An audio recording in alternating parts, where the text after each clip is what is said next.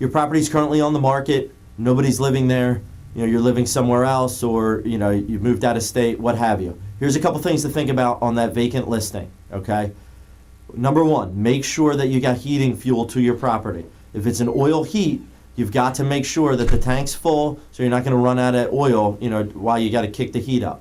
All right, other things you want to think about is lights. It gets darker a lot earlier, okay? So you want to think about lights, one from a, crime aspect, but really also, what's my house going to look like when an agent is showing it?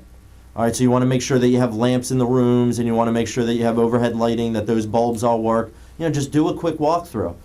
Snow, of course, we already gotten snow here in October, but, entering into the more traditional months where you're going to see snow, what's your plan for shoveling? What's your plan for getting your driveway plowed?